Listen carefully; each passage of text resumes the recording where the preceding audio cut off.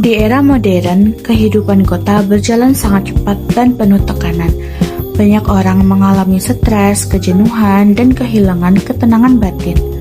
Kondisi ini membuat masyarakat urban kembali mencari uang spiritual untuk menenangkan diri dan menemukan keseimbangan hidup. Salah satu fenomena yang muncul adalah urban sufisme, yaitu praktik tasawuf yang berkembang di tengah masyarakat perkotaan. Urban sufisme lebih fleksibel, terbuka, dan menyesuaikan diri dengan gaya hidup masyarakat kota, sehingga mudah diterima oleh kalangan mahasiswa, pekerja, dan profesional. Tarekat Qadiriyah Naqsyabandiyah Al-Utsmaniyah atau THN Al-Utsmaniyah merupakan contoh nyata sufisme urban di Indonesia yang berhasil beradaptasi dengan zaman modern. Tarekat ini menyederhanakan ritual, menyelenggarakan kegiatan-kegiatan yang terstruktur, serta menyelenggarakan zikir dan pengajian di berbagai pusat aktivitas masyarakat kota, dan melibatkan kelas menengah perkotaan serta media modern, menjadikannya jembatan antara tradisi tasawuf klasik dan spiritualitas masyarakat urban. Penjelasan teoritis dan historis. Untuk teoritis, urban sufisme didefinisikan sebagai gejala spiritualitas yang muncul di kalangan masyarakat perkotaan, terutama kelas menengah yang tertarik pada praktik zikir, wirid, dan kegiatan keagamaan yang diadopsi dari tradisi sufisme klasik. Tarekat adalah tasawuf yang terlembaga yang memiliki banyak macam aliran. Adapun THN Al-Utsmaniyah mempertahankan esensi ajaran tarekat konvensional sambil mengadopsi cara-cara baru yang membuatnya tetap hidup dan diminati di lingkungan perkotaan urban. Tarekat Qadiriyah wa Naqsyabandiyah yaitu perpaduan dari dua ajaran tarekat yang digabung menjadi satu. Tarekat Qadiriyah wa Naqsyabandiyah Al-Utsmaniyah atau THN Al-Utsmaniyah merupakan perpaduan dari dua tarekat besar, yaitu Qadiriyah yang didirikan Syekh Abdul Qadir Al-Jailani serta Naqsyabandiyah yang berasal dari ajaran Syekh Bahauddin An-Naqsyabandi. Kedua ajaran ini kemudian dirangkai dan dikembangkan oleh Syekh Ahmad Khatib Sambas, sebelum akhirnya diteruskan oleh Syekh Muhammad Utsman Al-Ishaqi. Di masa kepemimpinan Kiai Haji Ahmad Asrori atau putra Syekh Utsman, nama Al-Utsmaniyah ditambahkan untuk menisbatkan tarekat ini kepada ayahnya. Tarekat ini menekankan latihan spiritual yang teratur melalui zikir jah dan zikir sir, hubungan murid dan mursyid, serta pembinaan akhlak yang dipraktikkan secara konsisten dalam kehidupan sehari-hari. Dan untuk historis, Tarekat Qadiriyah wa Naqsyabandiyah Al-Utsmaniyah atau THN Al-Utsmaniyah merupakan tarekat sufi Islam yang menggabungkan dua aliran besar, Qadiriyah dan Naqsyabandiyah, dengan penamaan Al-Utsmaniyah merujuk pada garis keturunan mursyidnya Kiai Utsman. Asal dan penyebaran awal. Tarekat ini mulai menyebar di Indonesia melalui tokoh seperti Kiai Haji Ahmad Asrori Al-Ishaqi yang berperan mendirikan cabang di Desa Daumas, Kecamatan Menganti, Gresik, Jawa Timur sejak akhir tahun 1980-an dengan membentuk mushola dan Yayasan Bustanul Arifin sebagai pusat kegiatan. Perkembangan jamaah di sana pesat, dari 5 orang pada tahun 1988 sampai 1991 menjadi 3.000 orang pada tahun 1998 sampai 2000 melalui kegiatan seperti manakib dan khususi. Masuk ke Sragen dan Lamongan. Di Sragen, Jawa Tengah, tarekat ini diperkenalkan oleh Kiai Haji Zubair Al-Makja pada 1996, secara resmi masuk pada 1999 melalui Majelis Haul Akbar di Masjid Besar Kauman, diikuti Mubayya'ah Akbar pada 2000 yang dihadiri mursyid. Sementara di Lamongan, Jawa Timur, sejarahnya tercatat sejak 1973 hingga 2006 menunjukkan penyebaran luas tanpa kaitan politik. Kasus THN Al-Utsmaniyah menarik untuk dikaji karena fenomenanya mencerminkan gejala urban sufisme, yaitu tumbuhnya praktik tasawuf modern yang dapat diterima beragam kelompok masyarakat, Serta mampu beradaptasi dengan kehidupan modern melalui kegiatan-kegiatan yang terstruktur dan diterima luas oleh masyarakat kota. Studi kasus ini memberikan gambaran yang jelas tentang bagaimana tasawuf dapat tetap hidup, fleksibel, dan bermakna bagi masyarakat Indonesia di era modern. Selanjutnya, membahas lebih rinci mengenai studi kasus tentang TQN atau Tarekat Qadiriyah wa Naqsyabandiyah Al-Utsmaniyah berkembang pesat di daerah Jawa Timur, terutama di Surabaya dan sekitarnya, seperti Gresik, Sidoarjo, dan Lamongan. Tarekat ini juga menyebar ke daerah lain seperti Sragen yang ada di Jawa Tengah. Pengikut TQN Al-Utsmaniyah berasal dari beragam latar belakang, mulai dari masyarakat umum, santri, mahasiswa, hingga kaum muda.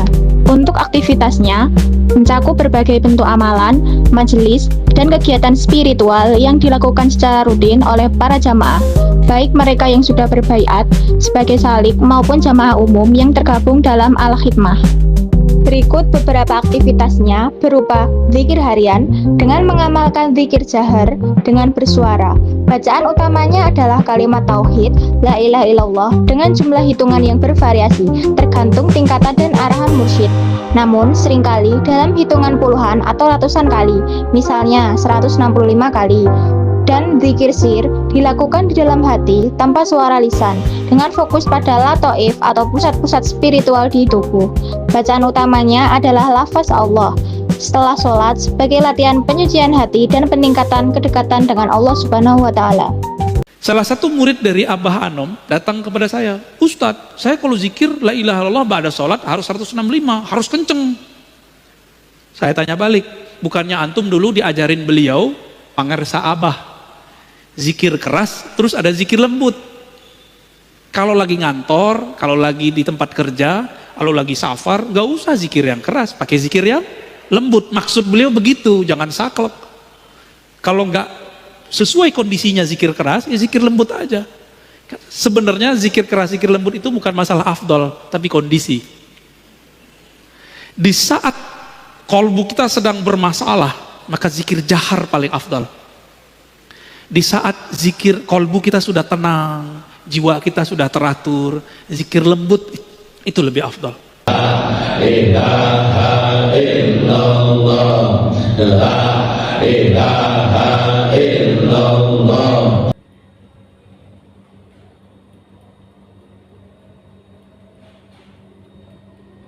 Selanjutnya ada majelis khususi, yaitu kegiatan rutin dan wajib untuk jamaah tarekat yang sudah berbaiat secara khusus kepada mursyid tarekat. Lalu ada majelis zikir, maulid, manakib, serta taklim. Majelis yang mengamalkan bacaan Al-Fatihah, istighosah, maulid Nabi Muhammad SAW, dan pembacaan manakib Syekh Abdul Qadir Al-Jilani. Selanjutnya ada majelis haul dan haul akbar, peringatan wafat guru tarekat dengan zikir dan maulid. Haul akbar biasanya dihadiri ribuan jamaah dan menjadi pusat kegiatan besar tarekat. Lalu ada amalan khusus Ramadan, meliputi zikir tambahan, pembacaan sholawat, serta riyadhah mutih untuk memperkuat latihan spiritual, dan masih banyak kegiatan lainnya. Yang selanjutnya, analisis kritis akademik. Yang pertama, posisi dan pengaruh fenomena tersebut terhadap masyarakat modern. Dalam masyarakat modern, posisi TQN Al-Utsmaniyah memiliki pengaruh yang signifikan. Banyak jamaah mengikuti tarekat ini karena ia menawarkan ketenangan batin di tengah kehidupan yang serba cepat dan penuh tekanan. Majelis zikir besar menjadi ruang perjumpaan sosial dan spiritual yang mampu memperkuat solidaritas umat. Keberadaan tarekat juga meningkatkan kualitas akhlak masyarakat. Banyak jamaah yang sebelumnya kurang disiplin dalam ibadah menjadi lebih taat setelah belajar zikir dan mengikuti pembinaan tarekat secara rutin. Yang selanjutnya, relevansi dengan akhlak dan tasawuf. Relevansi TQN Al-Utsmaniyah dengan akhlak dan tasawuf sangat menonjol karena ajaran tarekat secara langsung mengarahkan murid untuk membersihkan hati melalui zikir, memperbaiki akhlak, serta menjunjung nilai kesabaran, ketawaduan, dan ketaatan. Dalam perspektif tasawuf, tarekat ini merupakan bentuk praktik takziyatun nafs atau pencucian jiwa yang nyata. Amalan zikir harian, rabitah, hingga majelis-majelis rutin membangun kesadaran murid untuk selalu merasa diawasi Allah atau muraqabah. Nilai-nilai ini sangat relevan bagi masyarakat modern yang rentan mengalami kegelisahan, karena tasawuf memberikan ruang refleksi dan ketenangan jiwa yang tidak ditemukan dalam rutinitas duniawi. Yang selanjutnya, kelebihan dan tantangan. Meskipun memiliki banyak kelebihan, THIN Al-Utsmaniyah juga menghadapi berbagai tantangan. Kelebihannya terletak pada struktur organisasi yang kuat, ajaran yang mudah diamalkan, kegiatan fleksibel tersedia secara offline maupun online, sifatnya yang inklusif sehingga diterima luas, serta kemampuannya meningkatkan kualitas moral masyarakat. Tantangannya mungkin sebagian kelompok yang menganggap tarekat sebagai praktik bid'ah, serta munculnya ketidaksamaan dalam praktik di beberapa wilayah akibat kurangnya edukasi ajaran yang benar. Lalu juga penyederhanaan ajaran tasawuf di sosial media, resiko salah paham tentang tarekat, dan stigma negatif dari sebagian masyarakat. Yang selanjutnya, kesimpulan dan pembelajaran yang dapat diambil dalam konteks kehidupan beragama di Nusantara. Fenomena THIN Al-Utsmaniyah menunjukkan bahwa tasawuf tetap memiliki tempat penting dalam kehidupan beragama masyarakat Indonesia.